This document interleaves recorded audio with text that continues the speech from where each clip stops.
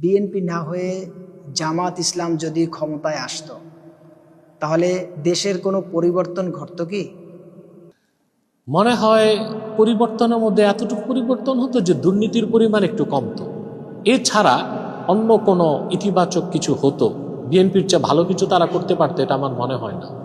তার কারণ হচ্ছে যে আপনি দেখেছেন জামাত আমির নির্বাচনের শুরুতেই কমিটমেন্ট দিয়েছিল যে তারা যদি রাষ্ট্র ক্ষমতায় যায় তাহলে তারা শরিয়া রাষ্ট্র করবে না বা ইসলামী শরিয়া আইনের অনুসরণ করবে না, প্রচলিত আইনেই দেশ চালাবে।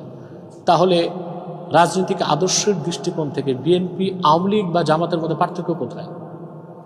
ইসলামী শরিয়া অনুযায়ী দেশ চলবে না, শরিয়া আইনে রাষ্ট্র তারা চালাবে না, তাহলে অবশ্যই তারা সেকুলার মতবাদটাকে গ্রহণ করলো, সেকুলারিজমকে গ্রহণ করলো।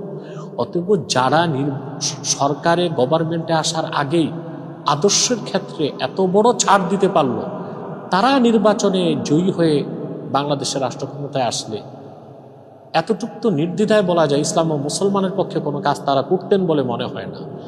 বাকি রাজনৈতিকভাবে, অর্থনৈতিকভাবে, আর্থসামাজিক ক্ষেত্রে কিংবা আপনার সামাজিক নিরাপত্তার ক্ষেত্রে, আইন শৃঙ্খলা রক্ষার ক্ষেত্রে কতটুকু তারা পারতেন সেটা বলার সুযোগ এখন নেই, কারণ তারা কখনো বাংলাদেশের রাষ্ট্র পরিচালনায় আসে নাই।